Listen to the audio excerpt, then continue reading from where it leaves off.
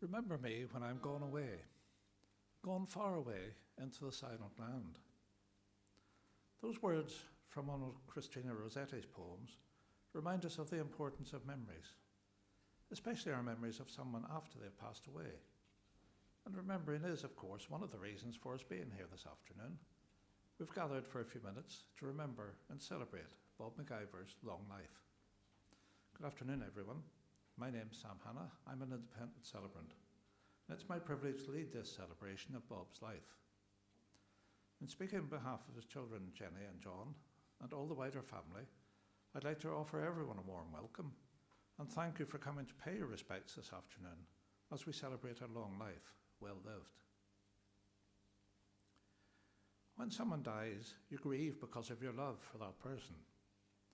And the closer you were, the greater the feeling of loss. So of course grief and sadness are natural reactions to death.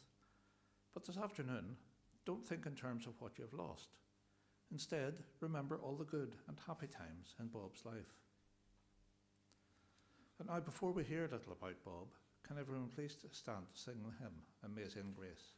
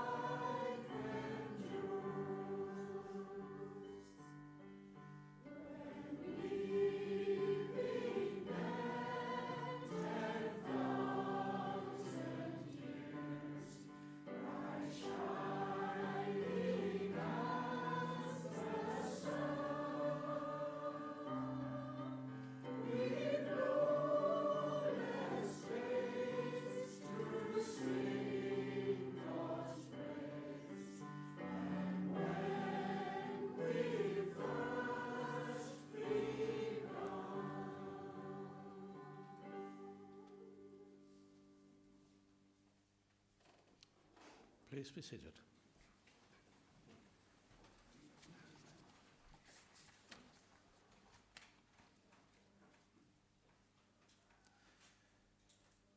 Jenny and John have put together some details of Bob's life, together with some memories, words which I'll read on their behalf. Bob was born in 1933 in Belfast to Eleanor and Robert.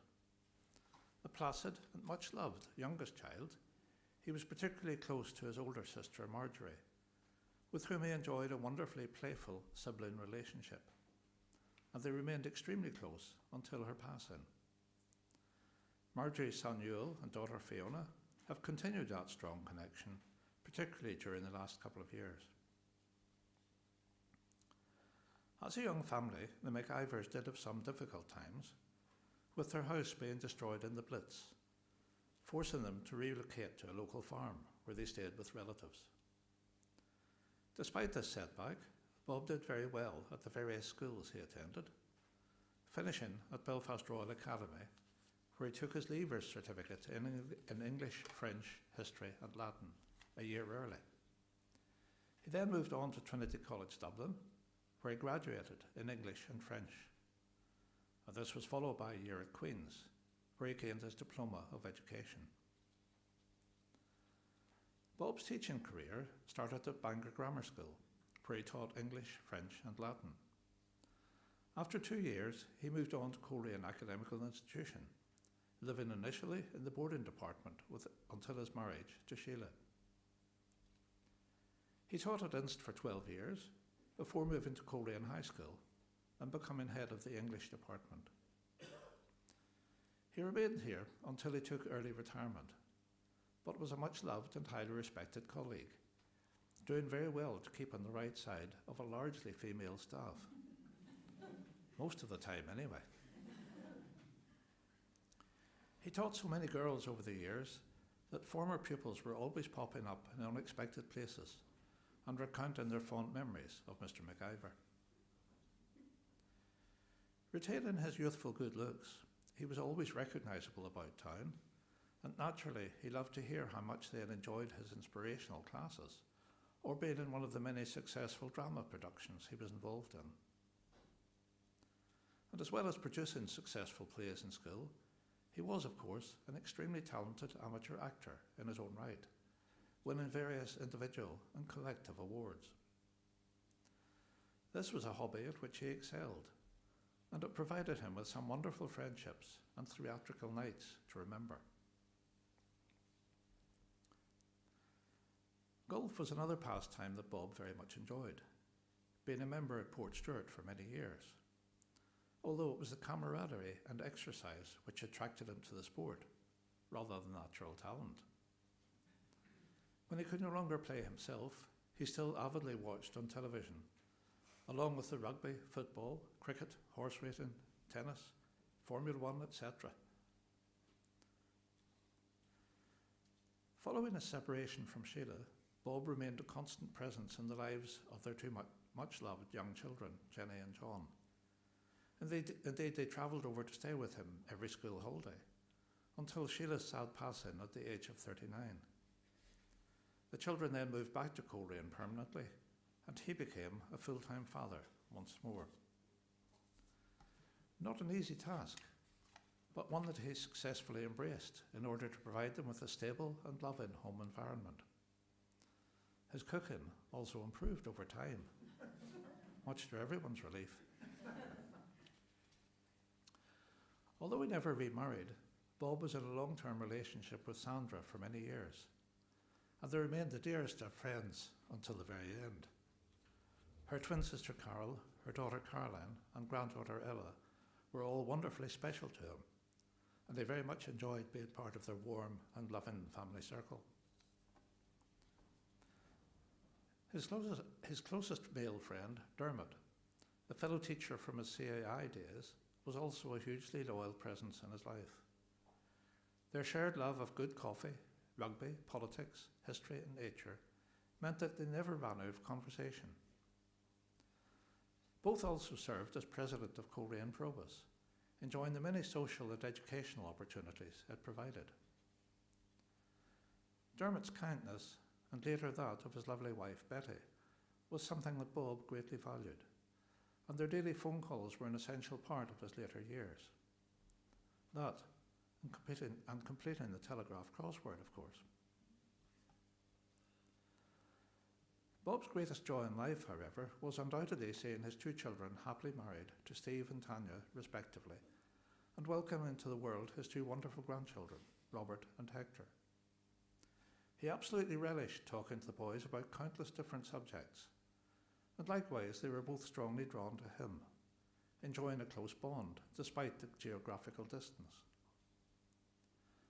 Bob's many trips to England over the years included endless hours of patiently building Lego, playing cricket and football, and reading stories with all the different voices.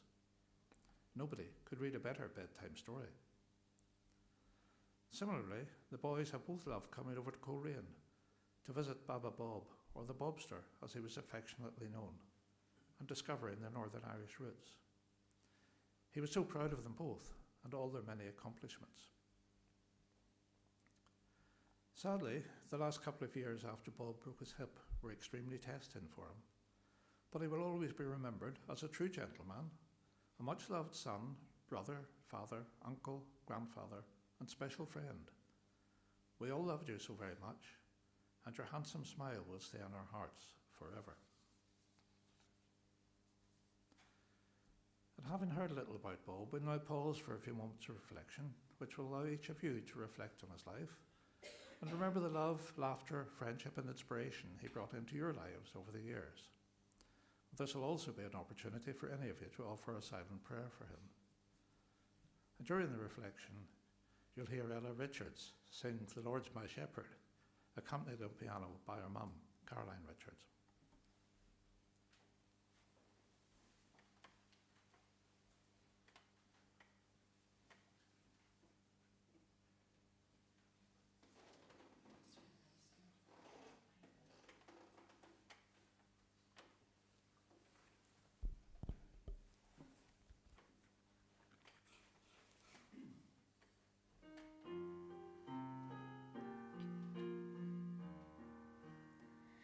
The Lord's my shepherd, I'll not want. He makes me lie in pastures green. He leads me by the still, still waters. His goodness restores my soul. And I will trust in you alone. And I will trust in you alone. For your endless mercy follows me. Your goodness will lead me home. He guides my ways in righteousness, and he anoints my head with oil, and my cup it overflows with joy. I feast on his pure delights, and I will trust in you alone. And I will trust in you alone. For your endless mercy follows me. Your goodness will lead me home. And though I walk the darkest path, I will not fear the evil one, for you are with me, and your rod and staff are the comfort I need to know. And I will trust in you alone. And I will trust in you alone. For your endless mercy follows me. Your goodness will lead me home.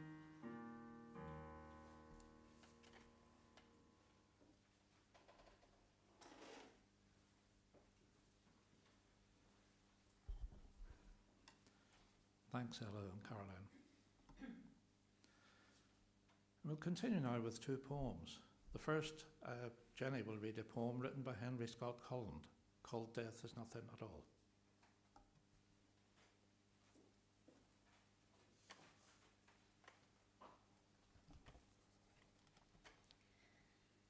Death is nothing at all.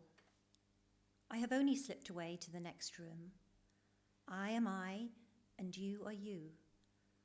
Whatever we were to each other, that we still are. Call me by my old familiar name. Speak to me in the easy way which you always used. Put no difference into your tone. Wear no forced air of solemnity or sorrow. Laugh as we always laughed at the little jokes we enjoyed together. Play, smile, think of me. Pray for me. Let my name be ever the household word that it always was. Let it be spoken without effect, without the trace of a shadow on it. Life means all that it ever meant. It's the same that it ever was. There is absolute, unbroken continuity. Why should I be out of mind? Because I am out of sight. I am but waiting for you, for an interval, somewhere very near, just around the corner. All is well.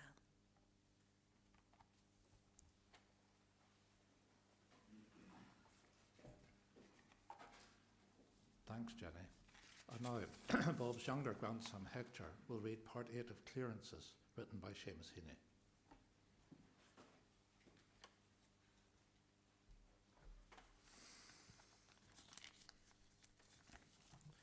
I thought of walking round and round a space, utterly empty, utterly a source where the decked chestnut tree had lost its place in our front hedge above the wallflowers. The white chips jumped and skited high. I heard the hatchet's differentiated acute cut, the crack, the sighing collapse of what luxuriated through the shocked tips and wreckage of it all. Deep planted and long gone, my coval chestnut from a jam jar in a hole, its heft and hush become a silent right nowhere, a soul ramifying and forever silent, beyond silent listened for.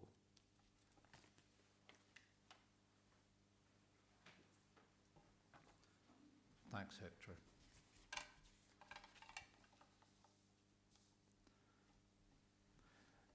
Jenny and John would like to thank all of the staff at Brookmount Nursing Home for their wonderful care for Bob during the time he was resident there. And after this service, both Jenny and John would very much like all of you to join them for a buffet lunch at the Lodge Hotel, where you'll have the opportunity to share your memories of Bob. For all of us, life is your journey through from our birth until our death. The length of that journey varies, but now, after a long life, Bob's journey has been completed, and this service will be followed later by a private cremation. So we'll say farewell to Bob here. To everything there is a season, a time to be born, a time to die, because every living thing has its beginning and its end. A life exists in the time between birth and death, and the significance of that life lies in the experiences and achievements of the person. Bob had a good and varied life, a life well lived, and he'd be greatly missed, because the death of someone we love and care about is in many ways like the death of a part of us. Their death marks the end of one part of the story of our lives, and it reminds all of us of our own mortality. Because as we all know, death is in the order of things. Death follows life as surely as night follows day. And while Bob's life has come to its natural end and he's no longer with us physically, his death doesn't mean that he's gone completely. Because although we may come into this world with nothing, we do leave many precious memories behind. And nothing is ever really lost to us while we remember it. The tide recedes, but leaves behind bright seashells on the sand. The sun goes down, but gentle warmth still lingers on the land. The music stops, and yet it echoes on in sweet refrains. For every joy that passes, something beautiful remains. So, Bob, we remember you and celebrate your long life. Most of all, we remember, honour and celebrate your love and care for your children, Jenny and John, your grandchildren, also Sandra and her family, as well as all of your wider family. May the light of love shine forth in you, on those for whom you care, and on those who care for you. Bob, with grief at your death, but with gratitude for your life and for the privilege of sharing it with you, we now say farewell. And so, into the sadness and smiles of our memories, we let you go.